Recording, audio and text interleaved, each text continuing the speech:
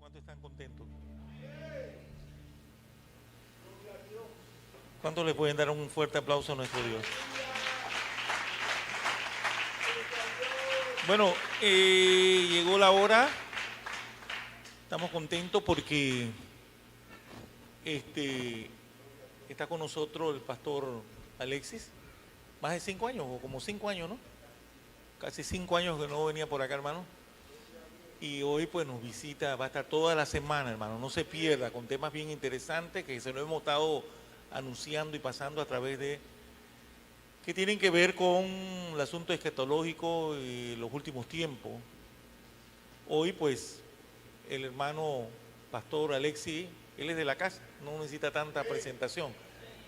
Bendición, hermanos, bienvenidos. Un aplauso a nuestro Dios.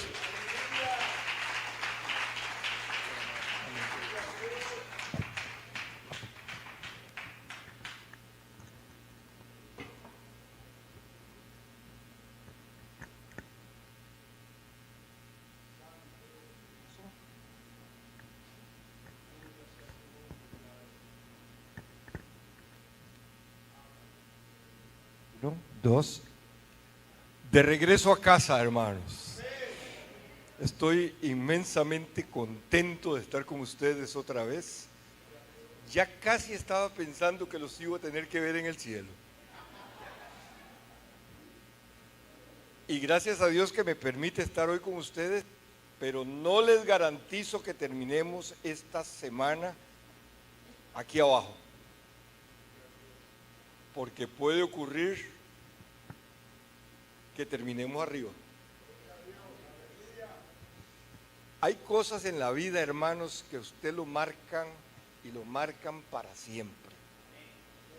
A mí Kairos me marcó para siempre. Y yo creo, hermanos, que el hermano pastor, su esposa, su familia, han sido baluartes atravesando el tiempo de pandemia, atravesando tiempos dificilísimos. Hemos hablado reiteradamente, amados, que en los tiempos del fin hay que ser muy valiente para perseverar. Y el asunto que ustedes y yo tenemos no es hasta cuándo voy a aguantar yo, sino hasta cuándo va a venir el Señor. Y vamos a ir increciendo. Vamos a empezar hoy con Israel y vamos a ir día tras día subiéndole la presión al asunto. Porque, amados hermanos,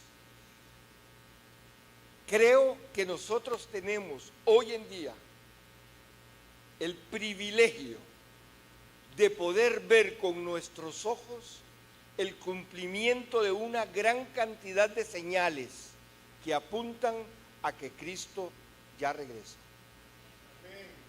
Incluso un alto nivel de apostasía, porque hermanos, yo no he parado de predicar, no he parado de enseñar, aunque estoy un poquito más retirado de las canchas. He estado más o menos tranquilo porque compré una finquita por ahí, un terrenito, y me he dedicado a sembrar, pero no he parado de andar por todas las iglesias. Pero una madrugada de estas, me levanto en la madrugada a orar y estoy orando ahí solo en la mañana, en la madrugada, levanto las manos al cielo y le digo a Dios: Señor, gracias, cómo me siento de tranquilo. Ahora no estoy pastoreando, voy y predico y digo lo que me da la gana, y allá el pastor, después de que yo me vaya, él tiene que ver cómo arregla todas las cosas que yo les dejo patas arriba. Y le dije al Señor: Señor, yo me siento como pensionado. Y me dice: ¿cuándo te pensioné? Estoy como retirado. ¿Cuándo te retiré? Y me dice: vas a abrir una obra nueva. Pero Señor, en el mes de agosto, el 14 de agosto abro una obra nueva. Comienzo, hermanos, como si estuviera muchachito empezando la vida. Comienzo una nueva obra el 14 de agosto en un lugar llamado La China, para que me ayuden a orar. La China, barrio La China, a 15 minutos de la frontera. Y si quieren ir a Costa Rica, después del año entrante, con mucho gusto, yo les abro las puertas de mi casa. Yo, en este momento, si quieren ir, pero tienen que ir como con colchoneta y con llevarse una cobijita, porque yo lo que tengo es un rancho en este momento. Me metí ahí, compré eso y hermano, estoy hasta aquí. A la señora que le compré le ofrecí un monto y me dijo, yo le vendo, pero usted tiene que darme otro tanto más. Y eran todos mis ingresos. Pero ya Dios me había dicho que la comprara y la compré. Con todos mis ingresos.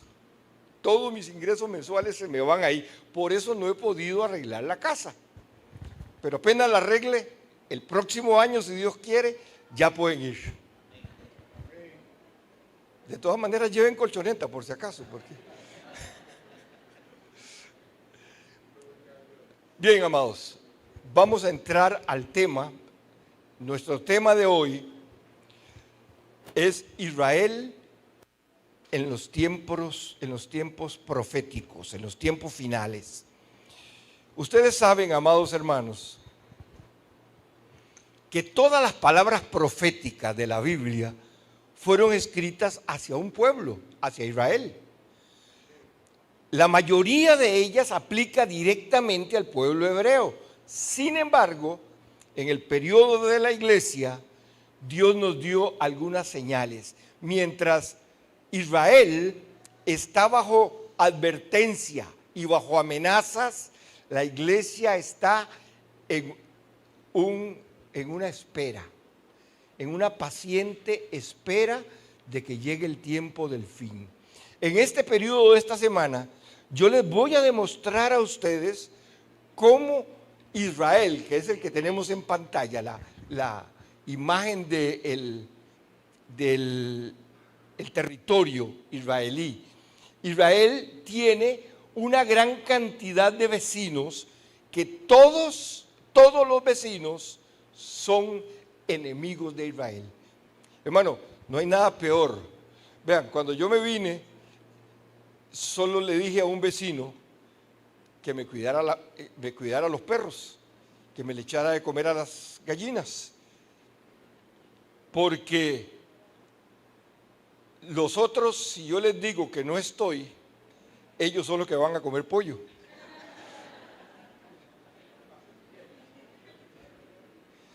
Ya se me comieron como 15 pollos y el día siguiente una señora me mandó un caldito de pollo a la casa. El día siguiente que se me perdieron las gallinas.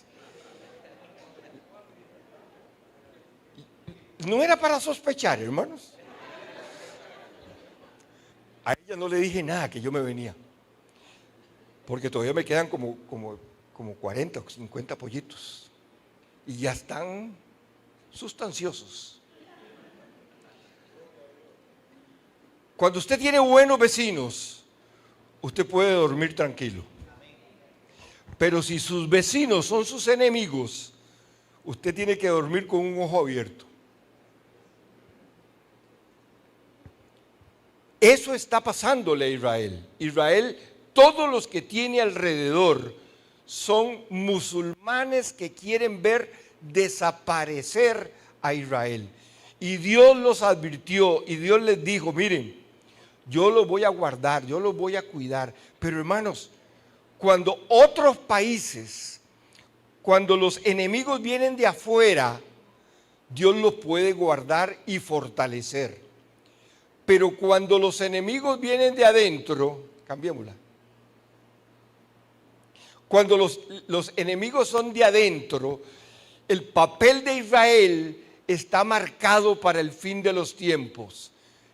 No se puede y ni siquiera imaginar cómo cada detalle de lo que pasa adentro vamos viendo cómo nos aproxima al final de lo que está escrito. Isaías 43:6 dice, diré al norte daca y al sur no detengas, trae de lejos mis hijos, mis hijas de los confines de la tierra. El pueblo escogido por Dios tiene y ha tenido un propósito. Caminan por el desierto sin rumbo. Lo sólido de las promesas de Dios los sostiene hoy. Por eso nosotros debemos de permanecer orando por el pueblo hebreo. No porque sean buenos o sean malos, no porque nosotros creamos que no son tan buenos, sino porque Dios ha dicho que oremos por ellos. En otras palabras, es obediencia. Y les decía que mientras los enemigos eran los que peleaban con ellos, Israel podía saber que Dios los iba a guardar. Todos oímos hablar de la guerra de los 6 días, cuando Israel fue atacado por las mayores potencias de alrededor. Israel ganó. Y ganó con una intervención divina, porque los aviones de los enemigos eran destruidos en el aire. Dios lo intervino y los protegió. Pero hermanos, ¿qué hacemos cuando los enemigos son de adentro? ¿Qué hacemos cuando los enemigos están dentro de Israel? Vamos a la otra.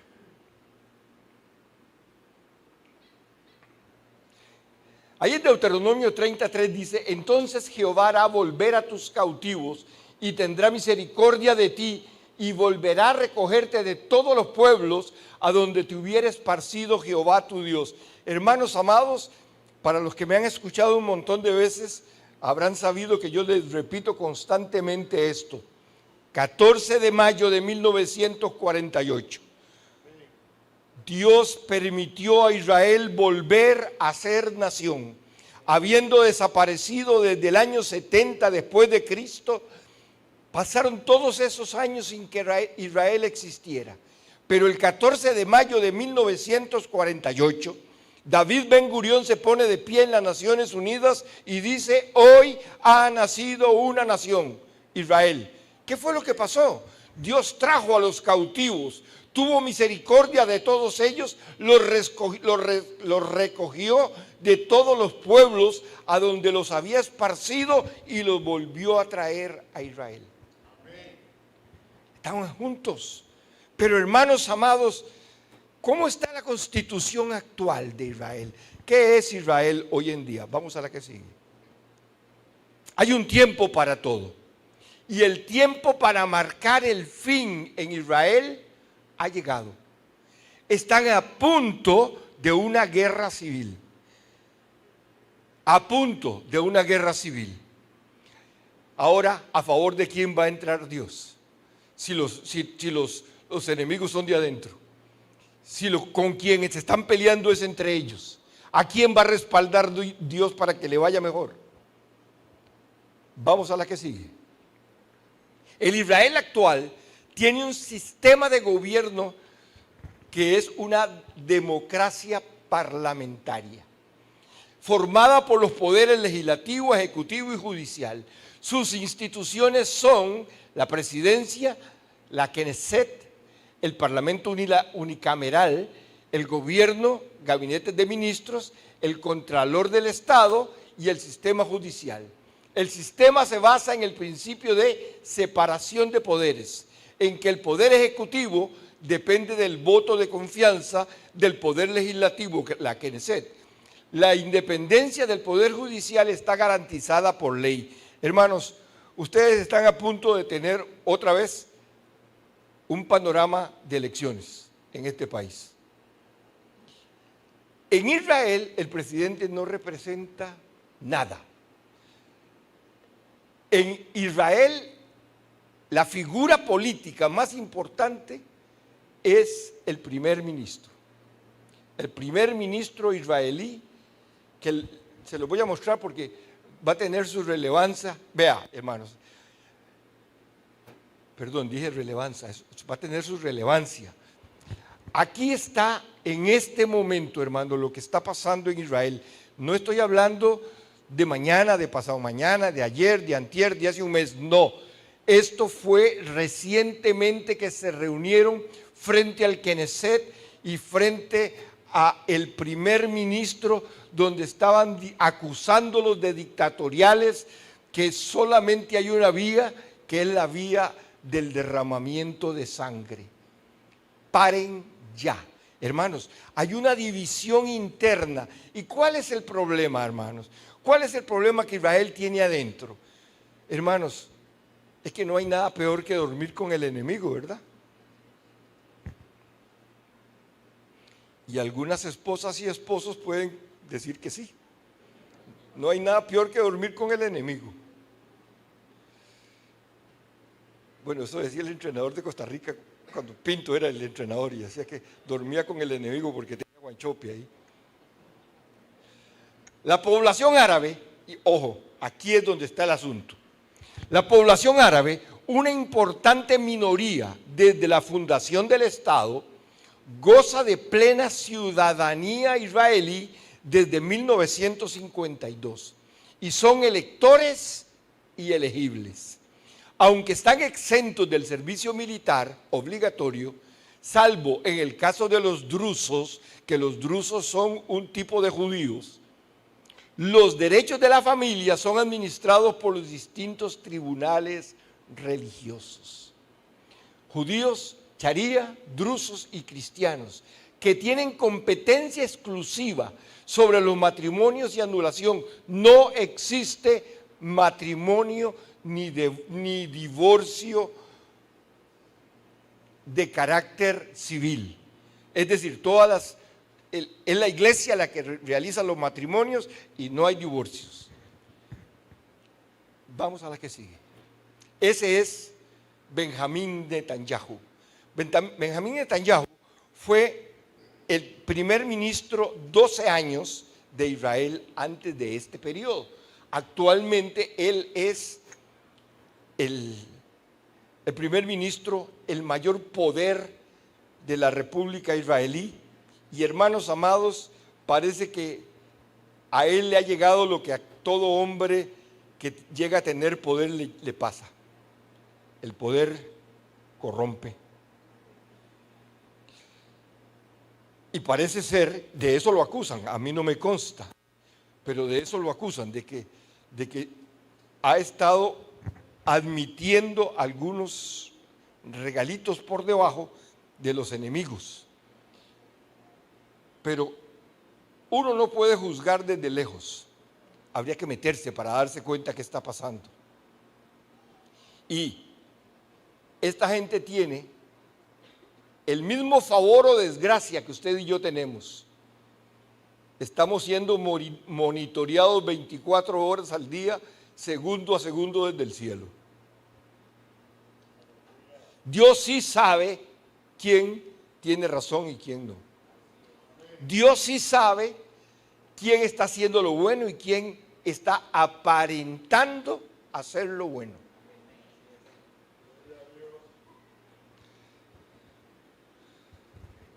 Vamos a la que sigue.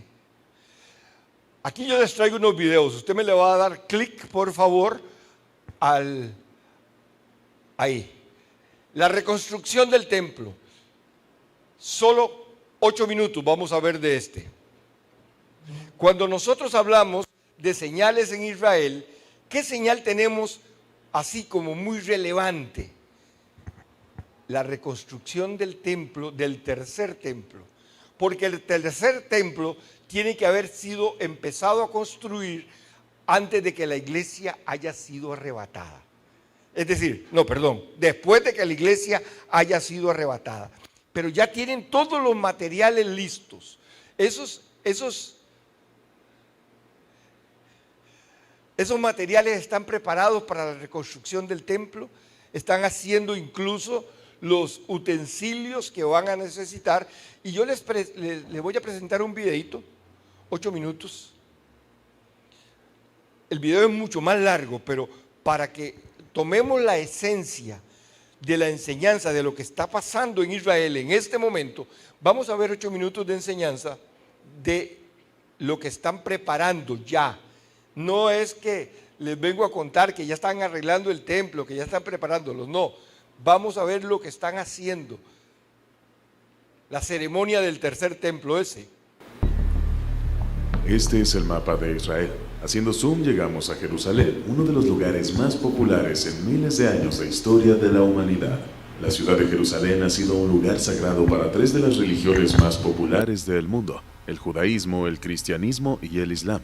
El Nuevo Testamento describe varios acontecimientos significativos de la vida de Jesús que ocurrieron en el recinto del Segundo Templo, y el Corán y otros textos musulmanes mencionan específicamente el templo y la gran santidad del monte sobre el que se erigía.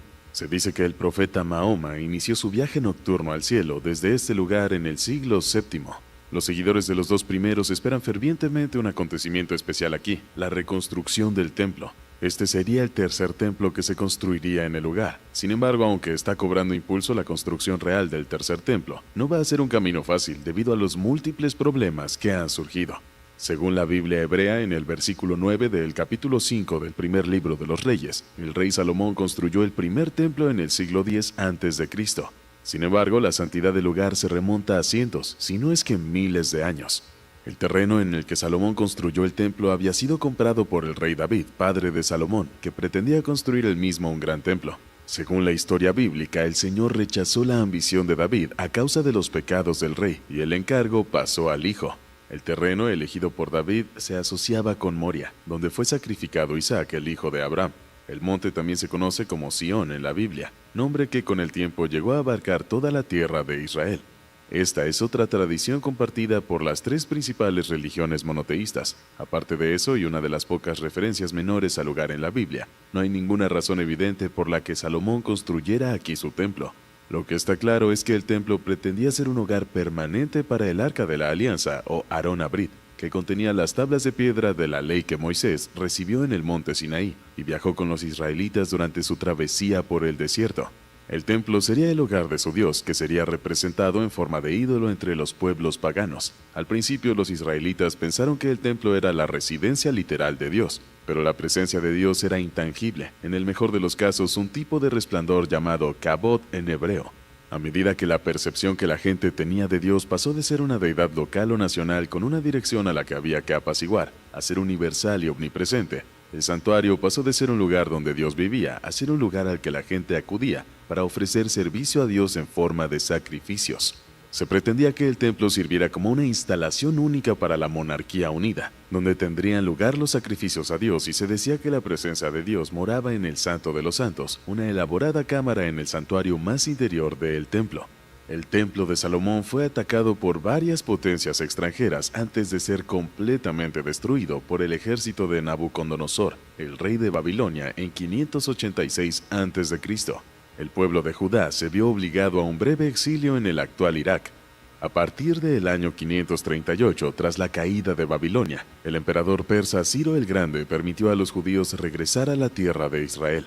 En el año 515 a.C.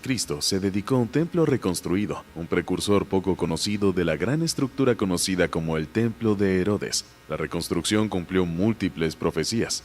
Aquel segundo templo era una estructura ampliada y significativamente mejorada, dirigida por el medio judío, medio edumeo, Herodes, el rey de Judea, nombrado por los romanos, que murió en el año 4 a.C.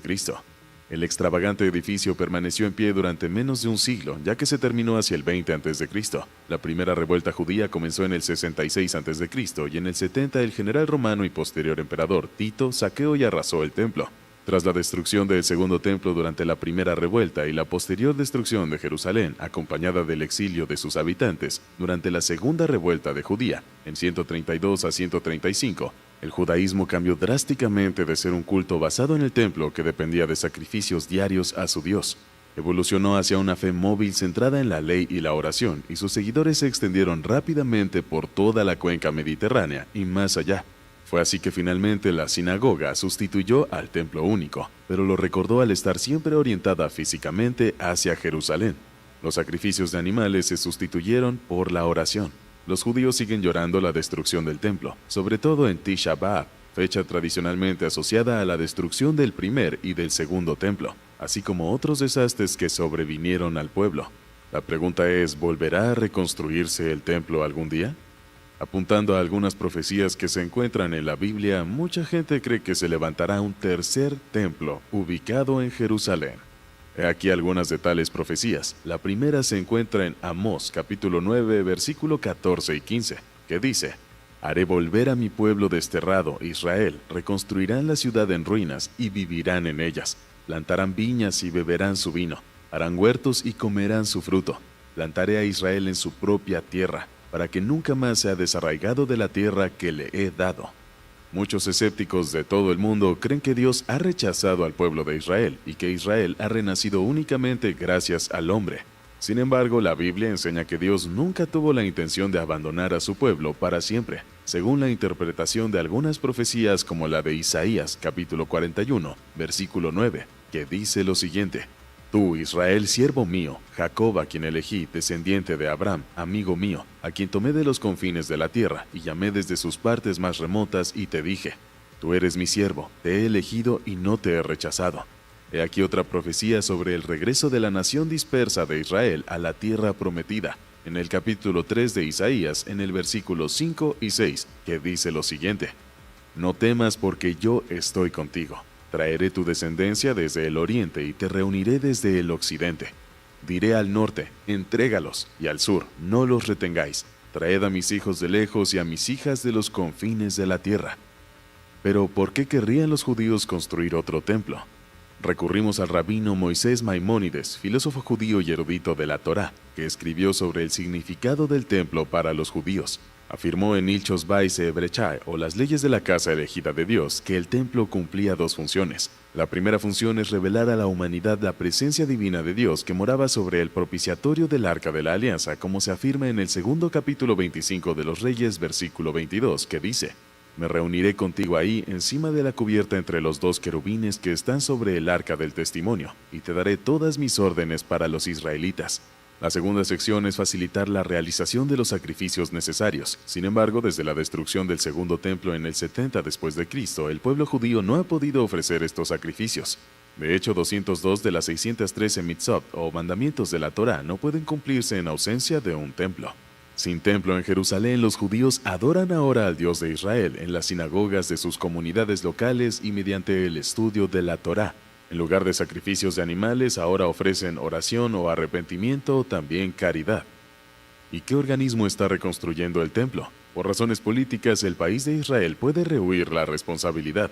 De hecho, la ley israelí prohíbe a los judíos rezar en el lugar, y los visitantes se enfrentan constantemente a musulmanes, como las mujeres de negro, que vigilan constantemente la presencia judía en el lugar. Además, las autoridades islámicas niegan oficialmente la existencia de un templo en el lugar. Sin embargo, hay movimientos o grupos que se están preparando para la reconstrucción. Uno de ellos es el Movimiento del Templo, que empezó a prepararse en el año de 1987. Los líderes judíos del Movimiento del Templo creen que el pueblo judío no vive en el nivel espiritual que Dios pretendía debido a la ausencia de la Shekinah, o presencia divina en el mundo. Instituto del Templo ha producido todos los recientes rituales necesarios para la función del templo y trabaja para formar a sacerdotes para este trabajo futuro. Existe una conexión entre la necesidad de un nuevo nivel de logro espiritual y la reconstrucción del templo. La organización cree que la Shekinah solo se produce a través del templo y que solo la reconstrucción resolverá tanto los problemas actuales del mundo como los del pueblo judío. Los fieles del Monte del Templo son otra organización que ha intentado preparar a la sociedad israelí para la reconstrucción del templo mediante manifestaciones en el lugar del templo, la construcción de una piedra angular para el tercer templo y la producción de diversos utensilios relacionados con el templo. Gershon Salomón, director de los fieles del Monte del Templo, declaró: La construcción del tercer templo es un acto que debe realizarse para completar la redención del pueblo de la Biblia, en la tierra de la Biblia. No puedo imaginar un Estado israelí o la vida israelí en este país sin el monte del templo en su centro. El grupo Sanedrín ha emprendido la plantación del bosque del templo bíblico que servirá para las necesidades agrícolas del tercer templo. Muchos de los sacrificios realizados en el templo anterior consistían en plantas, no solo en animales. Muy bien. Rabino Richman, que también es miembro de Sanedrín, se ha encargado de un proyecto para traer de vuelta a Israel la sagrada novilla roja. Según el capítulo 19 de Números, la ceniza de la novilla roja mezclada... La vaca roja, la novilla roja, la reconstrucción del templo, el retorno de los caracoles para hacer el púrpura que había desaparecido después del año 70 y regresaron. Hermanos amados, todas las cosas han estado siendo preparadas para reconstruir el templo. Ahora, ¿qué tan importante es la reconstrucción del templo?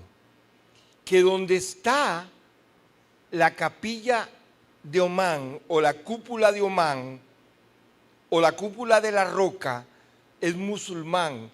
Es desde ahí de donde dicen los musulmanes que subió Mahoma al cielo. Y es ahí donde los judíos tienen que construir el templo. Les he contado cómo los judíos han tratado de pagarle a los musulmanes hasta 200 mil millones de dólares para quitarles el templo de ahí y llevárselos y ponérselos en la Meca, en Egipto. Y no aceptaron. Pero ahora, ese territorio, les guste o no, está bajo el control hebreo. Y están en una cantidad de trámites para lograr negociar con ellos la reconstrucción del templo. Y ese templo no será reconstruido. Y ojo aquí, este es el punto importante.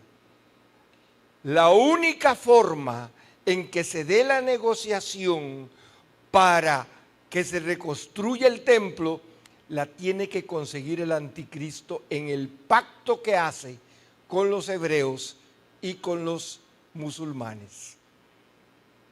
Si el anticristo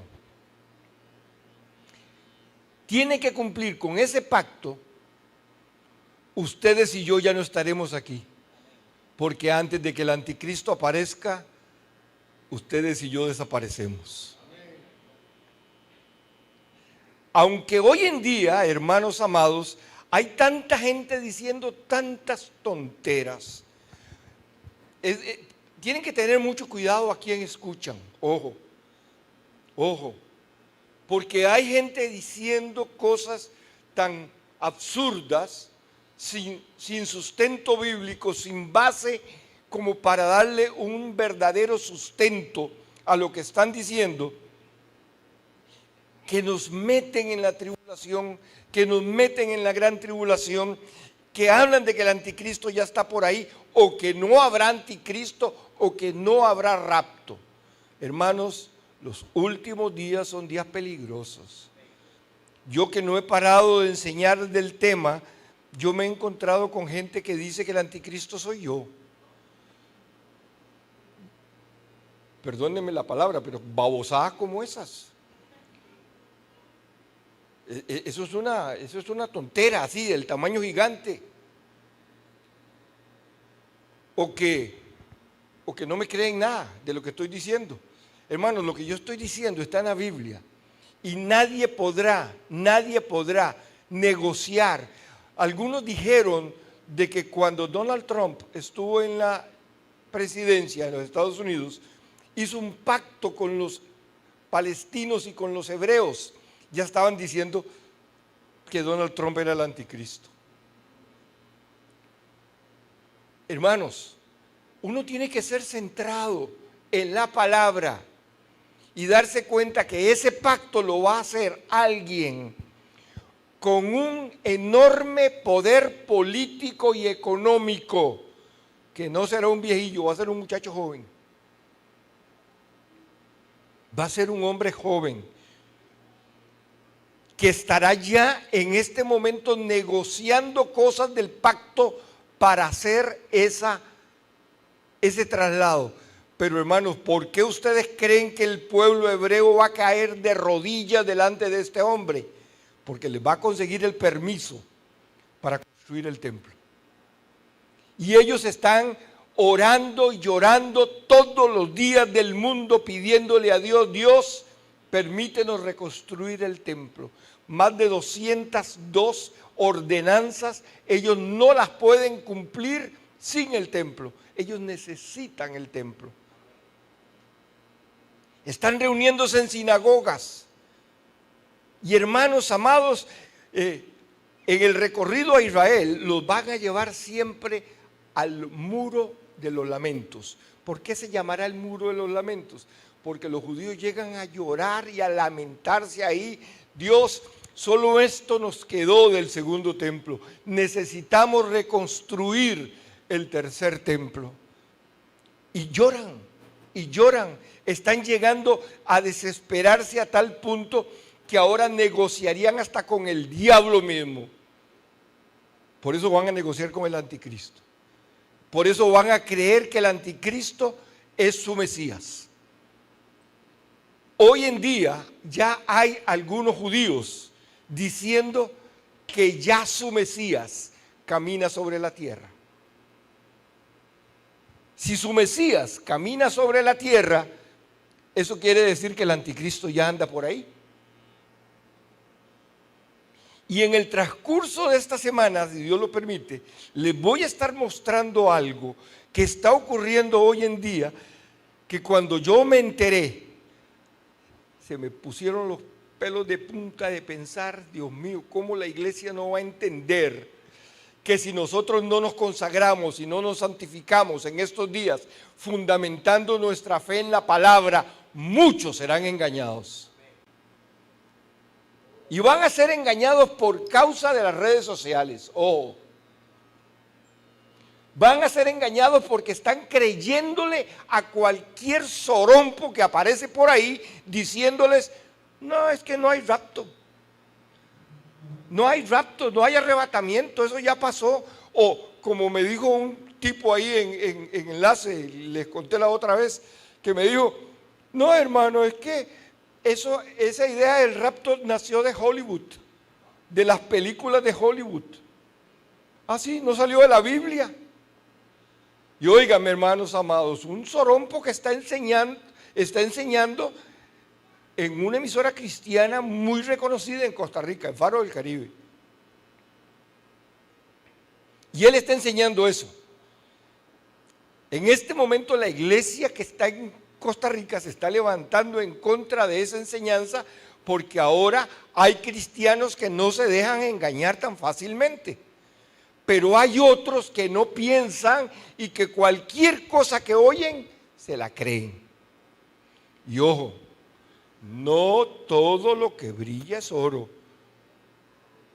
Hay un destello por ahí medio peligroso que puede hacernos creer que es verdad que nosotros estamos llegando a una etapa donde ya no va a haber rapto. Pero hermanos, les voy a mostrar que si Dios no interviene en estos días,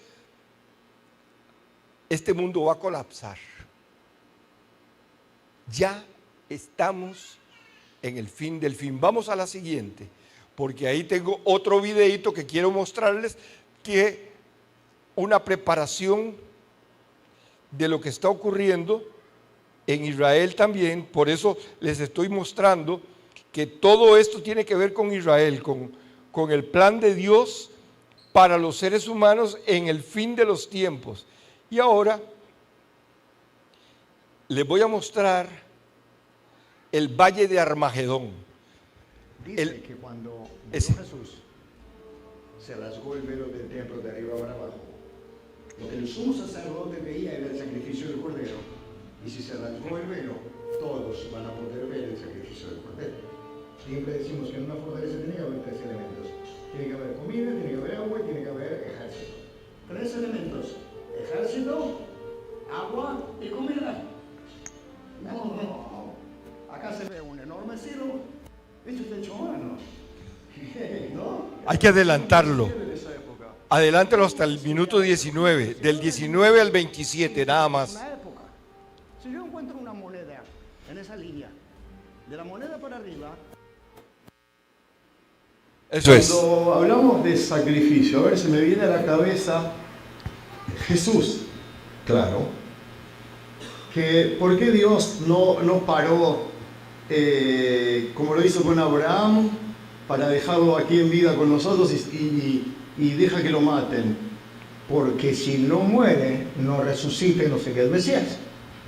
Pero si eso no En la Biblia, en la Biblia. En la Biblia está escrito que para ser el Mesías tiene que morir y resucitar. ¿En qué Biblia?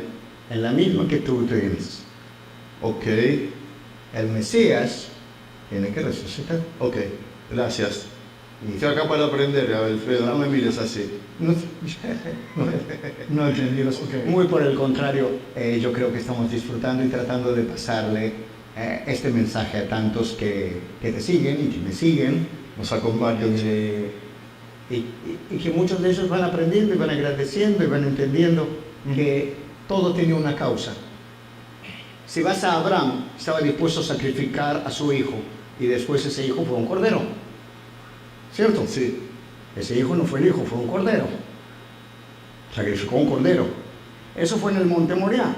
Mira, otro monte que hablamos de montes. Sí. Cuando llegó Jesús, Iban a sacrificar un cordero, al revés. iban a sacrificar un cordero. Y al final Pero si lo pensás desde un ángulo cristiano, dirías las mismas palabras. Un padre que estaba dispuesto a sacrificar su propio hijo, que era el cordero de Dios. Ok, interesante. Anda al mismo paralelismo. Dice que cuando murió Jesús, se rasgó el velo del templo de arriba para abajo. Lo que el sumo sacerdote veía era el sacrificio del cordero. Y si se rasgó el velo, todos van a poder ver el sacrificio del cordero. En el mismo monte donde Abraham iba a sacrificar a Isaac. Exacto. Entonces tenemos el mismo principio, tenemos una historia, tenemos una salvación, pero con 3 puntitos suspensivos, porque no es completa. En el judaísmo a la espera del Mesías, en el cristianismo a la vuelta del Mesías. La pregunta es ¿para qué? Porque tiene que acontecer un sinnúmero de cosas para que todo sea completo. Entre ellas, una tremenda guerra. Hay un libro que se llama el libro de Apocalipsis, el libro de Revelaciones. En este libro de La Biblia cristiana. en el cristianismo, el último de los libros, Sí. en el cristianismo, habla que habrá una gran guerra. Habrá destrucción, habrá el mal ganándole al bien, habrá anticristo, habrá 200 millones de enemigos que van a estar justo detrás mío. Porque la Biblia dice en Apocalipsis, en el capítulo 16, versículo 16, que esta gran guerra con 200 millones de enemigos será en el valle del monte Megiddo. Monte en hebreo es Ar, y Megiddo, yendo al hebreo antiguo, es Mageddo. El monte Megiddo, Armageddo. Si es un monte, tiene un valle. Señores, les presento el valle de Armagedón. El gran valle de Armagedón, donde Napoleón Bonaparte se paró en algún lugar por acá, miró porque le gustaba la estrategia de guerra, miró, estudió el asunto y dijo, sí, caben. Él estaba haciendo la cuenta si los 200 millones de enemigos que habían en estos 70 kilómetros de largo por 30 kilómetros de ancho, que hagan la cuenta la gente en casa y que entienda que la sangre que iba a correr le iba a llegar hasta los frenos de los caballos. Así nos cuenta el pasaje de la Biblia. Solamente los dejo con un pensamiento. Hay gente que el fin del mundo entiende que vendrá dentro de poco, otros dentro de más, otros dicen que es inminente, y yo me pongo a pensar que hay 200 millones de enemigos alrededor de Israel. Sí, Señor. Uf, No sea mal. Sí, no soy ni Señor. malo ni bueno, sino que es una línea de pensamiento. Los 200 millones existen. Nosotros Tenemos el sabemos, estado. amados, que en este momento hay 200 millones de enemigos rodeando a Israel. Y hermanos amados, en ese valle, en el valle de Armagedón, que también se conoce como el valle de Megiddo, o el valle de la decisión, o el valle de Josafat, en ese valle que ya está planitito, listiecito para que Jesús se pare en el lagar, donde se estripan las uvas, en donde se juntarán las águilas, que nosotros les podemos decir sopilotes o sonchos o alguna cosa así, a comer las carnes de los generales.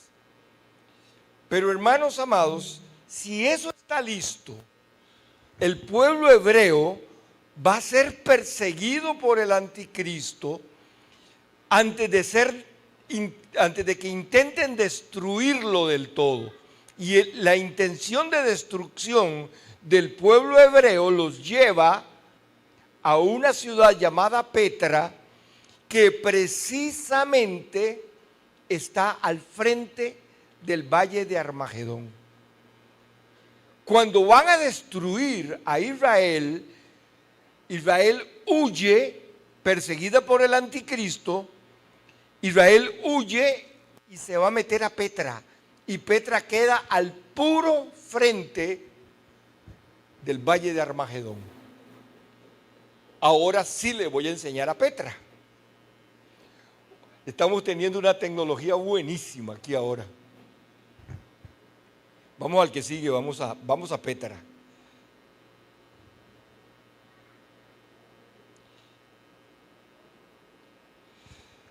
Está edificada en la roca.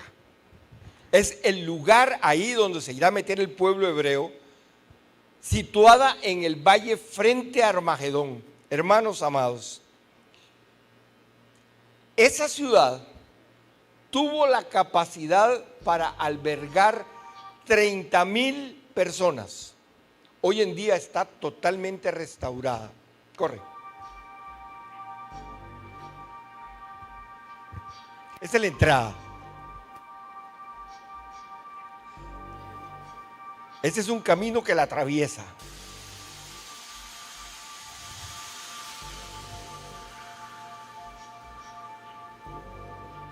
Toda la ciudad está tallada en piedra. Hay cuevas donde viven las familias.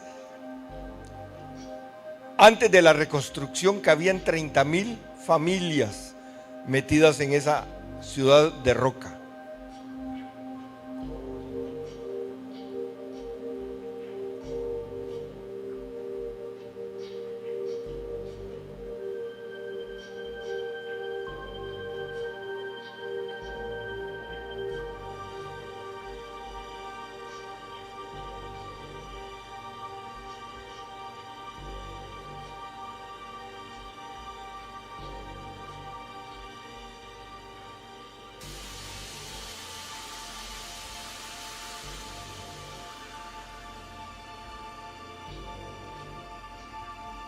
Así está hoy. Hoy en día está así Petra.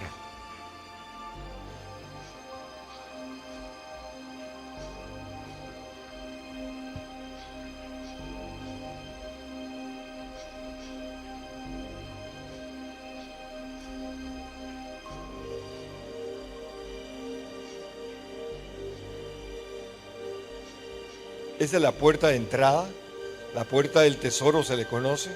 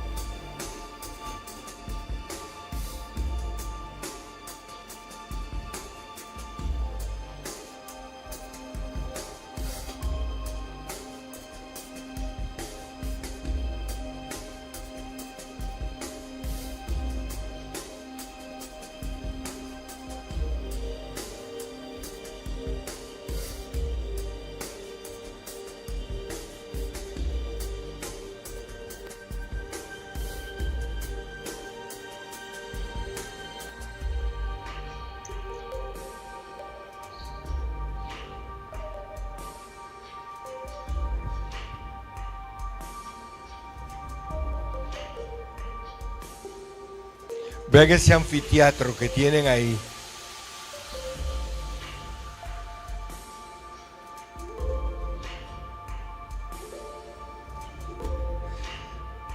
Ese anfiteatro que les mencioné es un silo donde pueden guardar grano, arroz. Ahí hay agua y los puede sustentar en tiempos de guerra. Realmente se convierte en una fortaleza muy difícil para cualquier enemigo. Vean, ese es un silo.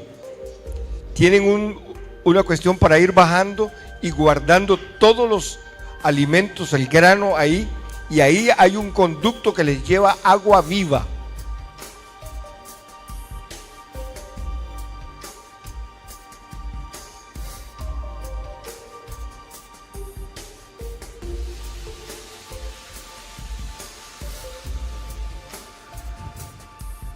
Muy bien.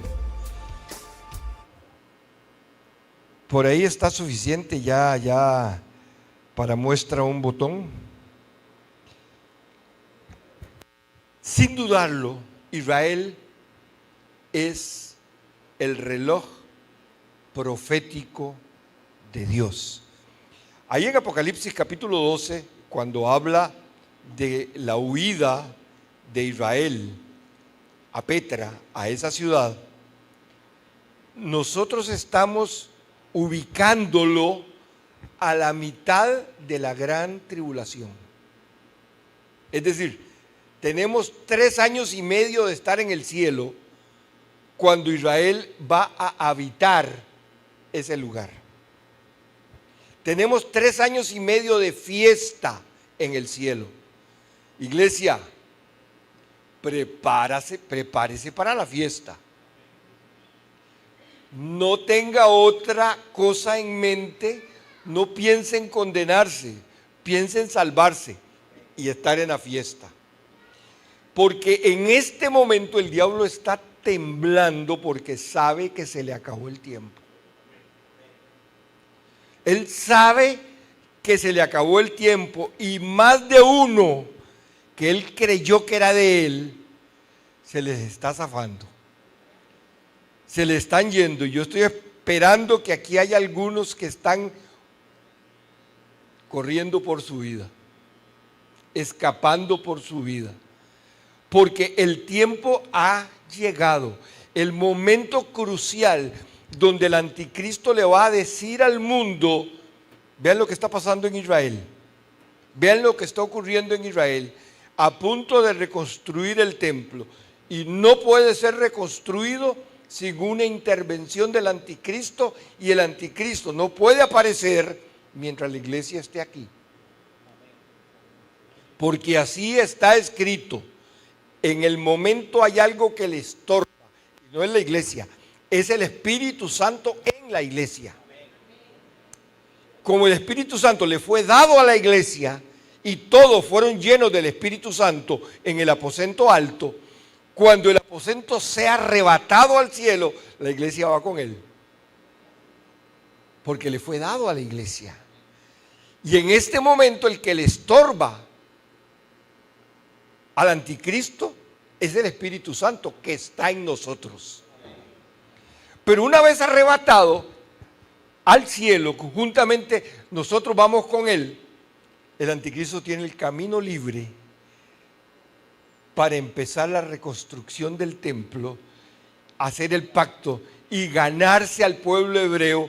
Y ahí es donde la Biblia dice que engañará incluso, si se quiere, aún a los escogidos.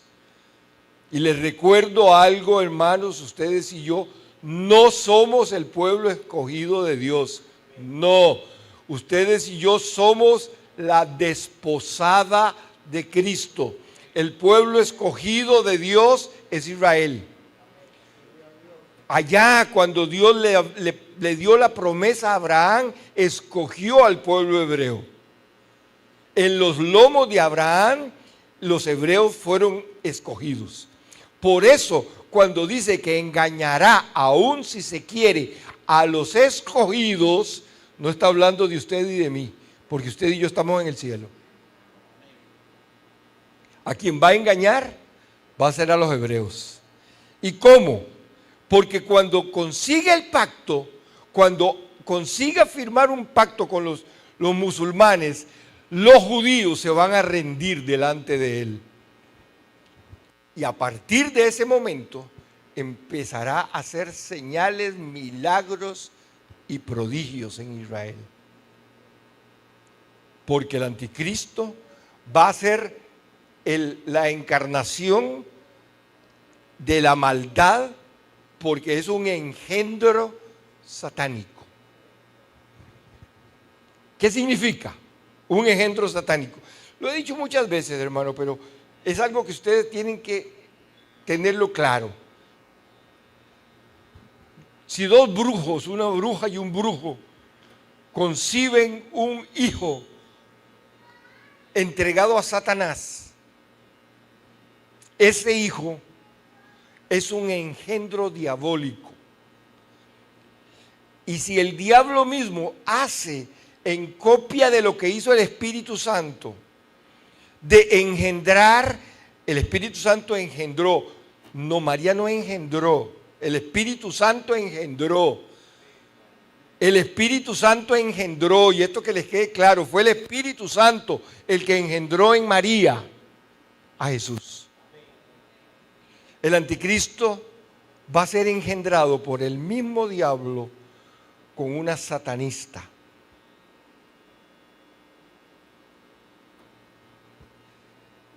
Porque pueden tomar cuerpos físicos, pueden poseer cuerpos físicos, y el anticristo va a salir como un engendro satánico. Después de los primeros 3 años y medio, Satanás es echado del cielo.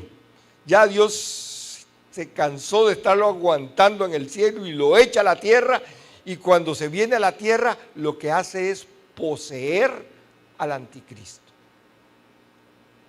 Deja de ser un engendro satánico para ser un poseído del diablo. Por eso, cuando usted ve que van persiguiendo al pueblo hebreo, ya el anticristo ya no es un engendro. Ahora está empeorando, ahora es una posesión satánica. Y hermanos amados, aquí es donde yo quiero hacerles una advertencia. Ustedes y yo luchamos contra un enemigo que no podemos decir que es débil, es poderoso. Pero más poderoso es el que está en nosotros. Dígalo, hermano, más poderoso es el que está en mí. Más poderoso es el que está en nosotros. Ustedes y yo estamos enfrentando a un enemigo poderoso, pero más poderoso es el que está en nosotros. No pelee solo. No se crea la mamá de Tarzán y no es ni la cáscara del banano que se come Chita. No se meta usted a pelear con el diablo porque pierde. Usted tiene que meterse fortalecido en Dios, armado con toda la armadura de Dios y dejando que sea Él el que pelee su batalla. Porque Él es un diablo derrotado y el diablo lo sabe. Pero cuando encuentra a un cristiano débil que se cree como mucha cosa. Porque hay cristianos, hermanos, que creen que son la mamá de Tarzán. Son lo máximo. Hay cristianos que piensan que el diablo tiembla con solo que los vea. El diablo tiembla cuando lo ve si usted está lleno del Espíritu Santo. Porque es delante de él que el enemigo tiembla. Es a él al que le tiene miedo, no es a usted. Es al Dios que vive en usted. Y si Dios no vive en usted, ay. Está en problemas, está en serios problemas. Y estamos viviendo en una época, mis amados hermanos, que es tan fácil dejar fuera al Espíritu Santo, porque hay tanta distracción, hay tanta cosa que nos distrae, que nos aparta de la verdad. Y hermanos, parece mentira, pero hay gente a la que usted confía, pastores, tienen pastores aquí que les enseñan, tienen maestros que vienen y les enseñan. Ustedes oyen las verdades, pero aparece un patavueltas que nunca han oído ustedes de él y les pone un videíto que ni lo conocen y dice lo contrario a lo que les están enseñando correctamente en la iglesia, y ustedes se ponen a pensar, aquel tiene razón. La verdad es que aquello yo ahora ya estoy dudando, Porque la moda es dudar de la verdad. Y perdónenme, hermanos, pero es una ridiculez del fin de los tiempos. Ese orgullo y esa vanagloria de que algunos se levantan creyendo que saben más que Dios. La Biblia dice eso, pero fulano de tal está enseñando tal cosa. Bueno, yo no estaba pastoreando, voy a empezar a pastorear, pero ya no estaba pastoreando. Los pastores están sufriendo, los que están en ejercicio, un ataque tan fuerte que ahora todo el mundo está hablando en contra de los diezmos de la iglesia. No, que eso no era de la Biblia, que eso era del Antiguo Testamento, que eso es voluntario, si usted le da la gana dar. Y hermanos, se están llevando entre las patas al montón de cristianos agarrados. A todos los creyentes agarrados se los está llevando entre las patas. Porque prefieren creerle a alguien que les dice, no den, guarden, sean Alejandro en puño, decía mi mamá. Todos hasta decir basta. Pero si quiere que le vaya mal, no dé. No dé. Si usted no le da el diezmo a Dios, le va a dar el 90% al diablo. Así de simple, así de sencillo. Yo lo he dicho y he enseñado muchas veces que es más el 90% diezmado que el 100% sin diezmar. Hermanos, ponga las barbas en remojo, el diezmo no salva. Eso no es para salvación y quiero dejarlo bien claro, no es para salvación, pero la desobediencia sí te condena. Y eso que sea claro. Cada evento que está ocurriendo en Israel o en Jerusalén o en Tel Aviv marca un aviso de aproximación al cumplimiento del plan de los siglos. Dios trazó para Israel. Cuando en el libro de Daniel, Dios le habla a Daniel y le dice, 70 semanas están determinadas sobre tu pueblo y sobre tu santa ciudad, le está dando a Daniel un programa cronológico, escatológico del fin de los tiempos. Y dice, y en el fin de los tiempos, el amor de muchos se va a enfriar. Iglesia, esa es la única señal que hay que tiene que ver directamente con la iglesia.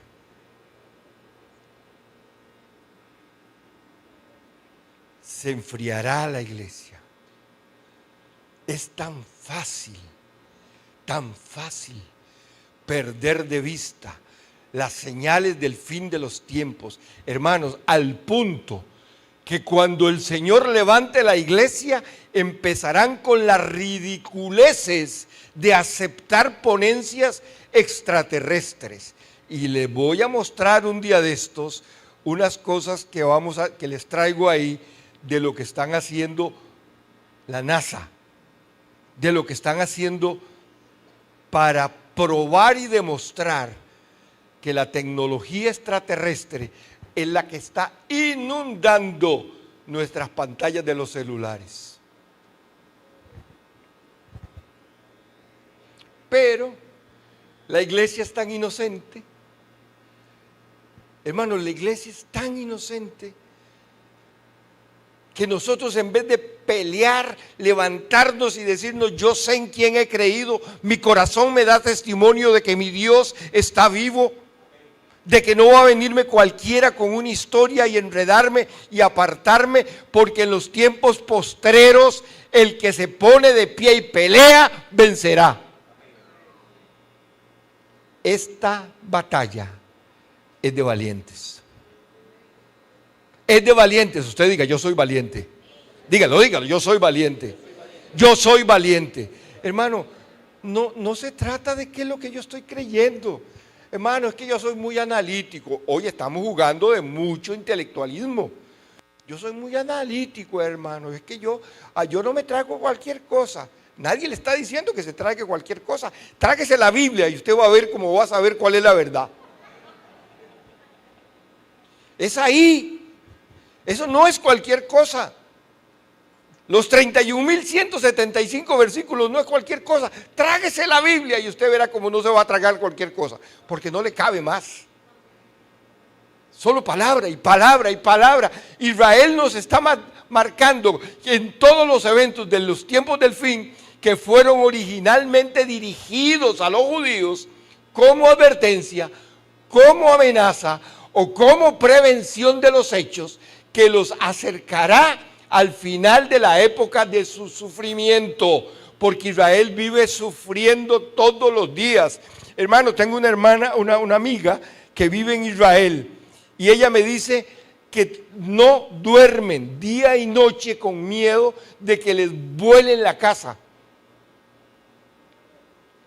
En Israel, hermanos, han hecho pasadizos porque les conviene para el turismo, y guardan y cuidan al turismo con toda la fuerza, porque esa es la economía. Ellos venden muchas frutas, han hecho florecer el desierto, tienen mucha tecnología, pero amados hermanos, el turismo es la fuente principal de ingresos, porque son millones de gentes que llegan a Israel y los están cuidando. Entonces ellos van y vienen y ni cuenta se dan de lo que está pasando. Pero me contaba esta amiga mía que hoy en día lo que es la Franja de Gaza están en ataques continuos, y los ataques son psicológicos. Como hay tanta red social, el Knesset acaba de aprobar una ley para bloquear ciertos sectores de cierta información que están usando una guerra psicológica contra el pueblo hebreo. ¿Y lo que es lo que están haciendo? Poniéndolos en contra de su propio gobierno. ¿Qué es lo que está pasando ahora con esa revuelta que hay en Israel? Precisamente que se están levantando judíos contra judíos empujados por los musulmanes. Hermanos, es tan simple pararse y decirles: miren, nos están engañando, no se dejen engañar, nos están enfrentando. Iglesia, nosotros estamos teniendo un enfrentamiento interno también con tanta mentira que les llega de afuera, que nos llega de afuera y que no colamos. Nos la tragamos porque nos llegó de fuentes fidedignas. Hermanos, yo vivo peleando con los pastores allá en la zona sur, que me toca ser consejero de ellos, porque postean videos sin darse cuenta que lo que hay detrás de ese video son mensajes subliminales para decirle a la iglesia: no haga o no haga o no haga. Que tener cuidado de qué vemos y qué oímos. Tenemos que tener cuidado que retuiteamos o reenviamos. Revise el material, porque en el pueblo judío lo que está pasando y lo que los está destruyendo viene de adentro mismo. Es por eso que para ver el avance del final de los tiempos nos es necesario volver a ver a Israel. Israel es nuestro reloj profético del fin de los tiempos. Hermanos, van a escuchar, ya yo lo estoy oyendo, a personas decir, burlándose de los que decimos que Israel es el reloj profético de Dios. No tienen argumento, pero se burlan, y a los hermanos les da vergüenza que se burlen de eso, sin darse cuenta de que están haciéndolo sin ningún fundamento. No tienen ningún fundamento, porque saben que si la iglesia está alerta, si la iglesia está preparada, si la iglesia está empoderada, mantendrá al diablo a raya. Ah, pero no, hermano, viera cómo está mi casa, viera cómo está mi familia. A la familia se le está llevando el diablo. porque no hay cristianos que se paren en la brecha, porque no hay creyentes que peleen sus familias.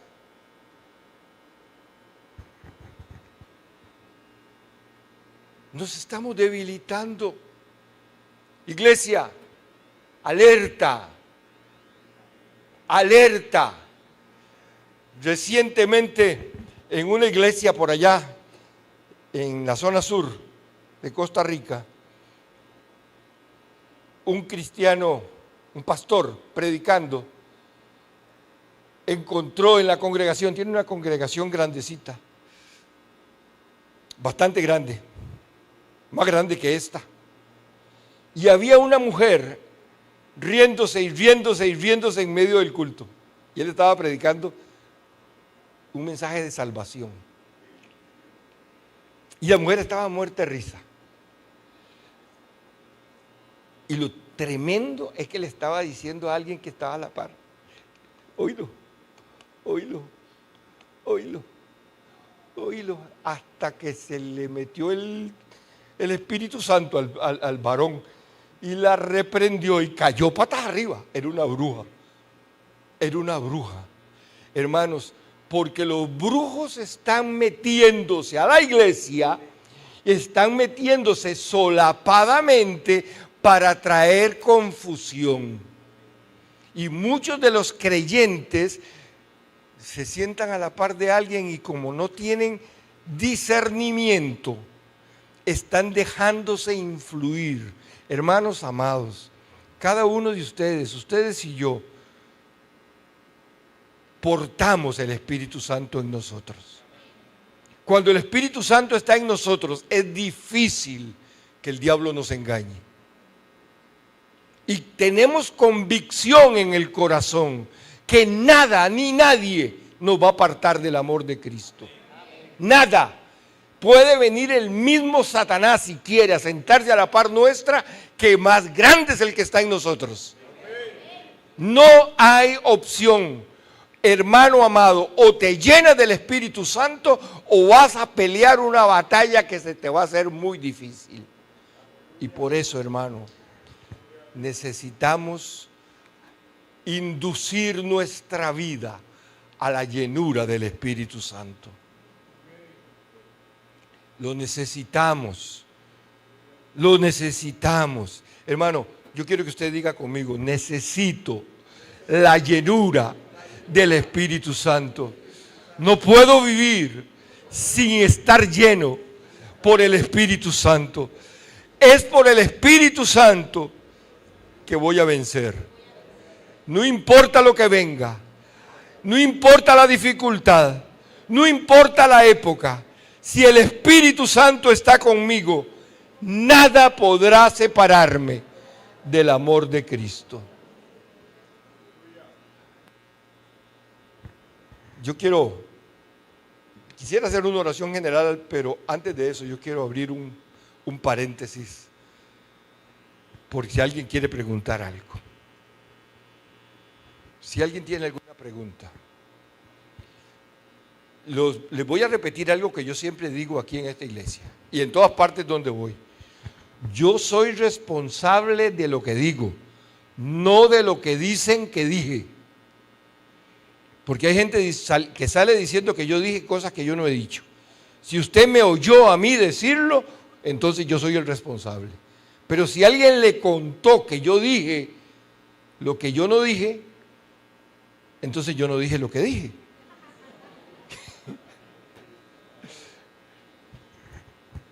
¿Tienen alguna pregunta? ¿Hay alguien que tenga alguna pregunta? Hermanos, es válido, es válido. Esto que estoy poniéndoles hoy es muy light, pero es la plataforma de despegue para la enseñanza de esta semana. Porque Israel es la base y el fundamento desde donde se desprenden todas las noticias que nos aproximan al fin de los tiempos. ¿Sí, hermana? A ver.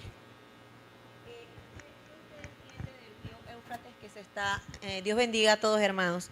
¿Qué usted entiende de esto del río Éufrates que se está secando o ya prácticamente está seco? Que eso está ahorita en redes bastante.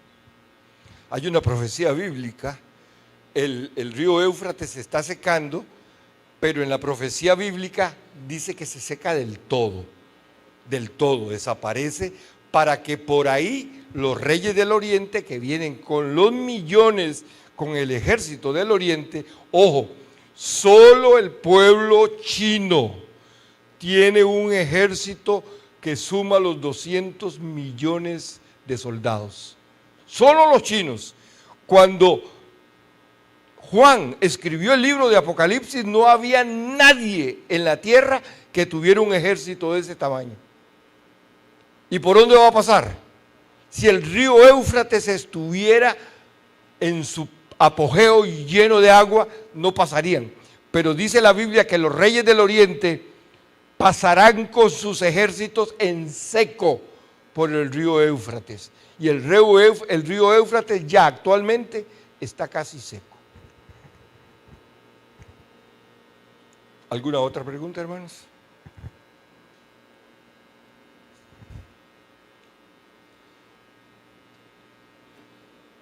Si quieres preguntar, pregunta. Después no salga ya diciendo que salí más enredado.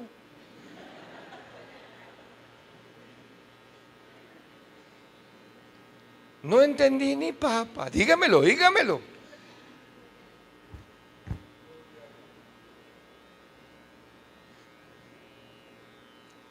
Hermanos, ustedes saben que yo les hablo así muy frontalmente porque los amo mucho y porque yo quiero que nos veamos en el cielo. Porque para una religión más hay muchas. Y tenemos que saber que vamos a tener que encontrarnos en el reino de los cielos porque hemos peleado la buena batalla. Porque llegamos al final. Porque nos confrontamos a nosotros mismos y dijimos, eso es cierto. Yo necesito estar lleno del Espíritu Santo. ¿Alguien más tiene alguna otra pregunta? No. Porque yo quiero que hagamos una oración juntos. ¿Hay alguien enfermo en esta casa? Levante la mano si está enfermo.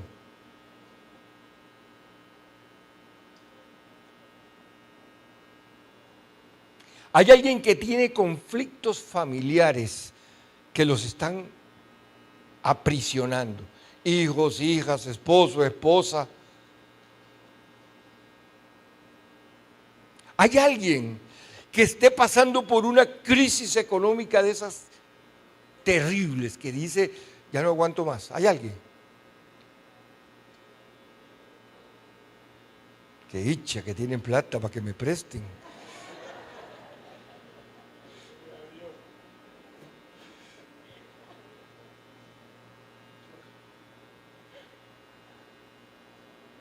Hermanos amados, la situación del mundo no es fácil, no es fácil. Y se va a poner peor, y se va a poner peor. Cuando yo vine hace 5 años les hablé de lo que está pasando hoy, de los incendios en España, ¿se acuerdan? Algunos de ustedes se acuerdan que les dije, hasta les mencioné los países. Hoy en día hay incendios, inundaciones, riadas en España, en Galicia, está cayendo nieve donde se supone que no debiera de caer, están cayendo granizos gigantescos. Yo les conté de una granizada con granizos como del tamaño de unas bolas de ping-pong, de golf. Y está pasando hoy en día, hermanos, hoy en día. ¿Saben qué falta? Que suene la trompeta. Porque se tocará trompeta. Y los muertos en Cristo resucitarán primero. Y luego nosotros, los que quedamos, seremos transformados en un abrir y cerrar de ojos. Y así subiremos con ellos a la presencia del Altísimo. Y así viviremos con Él para siempre. Pónganse de pie, por favor.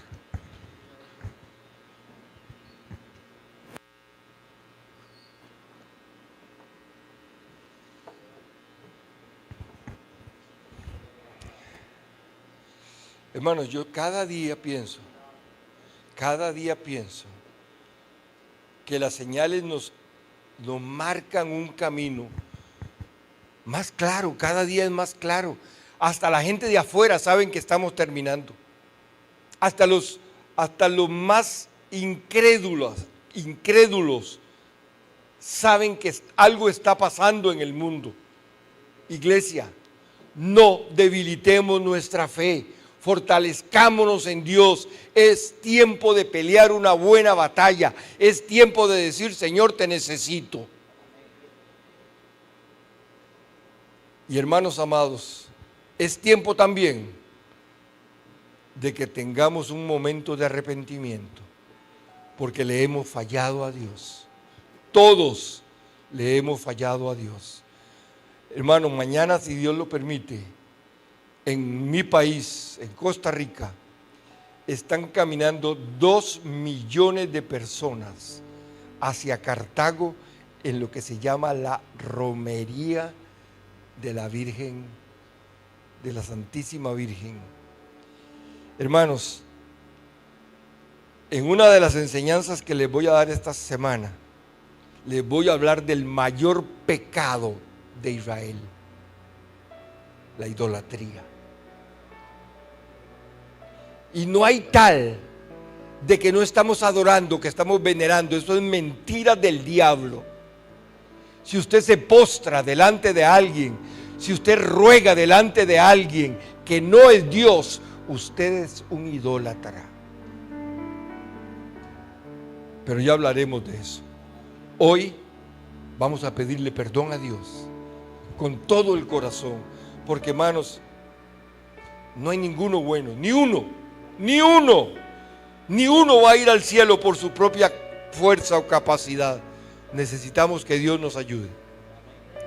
Si puede levantar sus manos al cielo en un acto de fe y de rendimiento, de rendición, repita conmigo esta oración, por favor. Señor Jesús, estoy delante de tu presencia, reconociendo que soy pecador. Perdóname, Señor. La sangre de Cristo derramada en la cruz del Calvario es suficiente para borrar todos mis pecados.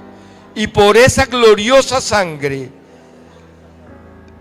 he sido perdonado y estoy preparado para ir al cielo. Ahora ponga su mano derecha en el corazón. Padre, yo te pido por cada uno de los hermanos que aquí están, que tienen algún tipo de enfermedad, en el nombre de Jesús, cualquiera que ésta sea, en el nombre de Jesús, haz un milagro, Dios, haz un milagro, que tengan que dar testimonio de que tu mano poderosa no ha sido cortada, que tú eres el mismo de ayer, de hoy y por los siglos, y hay un milagro que está ocurriendo, un fuego poderoso desciende y toca ahora ese cuerpo enfermo y recibe salud en el nombre de Jesús, y recibe salud en el nombre de Jesús, y dará testimonio para la gloria y la honra de nuestro amado Señor y Salvador Jesucristo. Señor, aquellos que están pasando problemas económicos, problemas de falta de trabajo, problemas de la familia, Señor, yo te pido ahora una intervención divina en esa casa. Ahora, Señor, te lo ruego. Aquí hay gente de fe, aquí hay gente que te cree, Señor. Y yo sé, Señor, que aunque para nosotros pueda parecer difícil, nada hay imposible para el que cree. Y nosotros creemos. En el nombre de Jesús, un milagro se desata ahora. Ahora, en el nombre de Jesús, desatamos ese milagro para la honra y la gloria de nuestro amado Señor Jesucristo. Amén. Amén. Amén. Que así sea.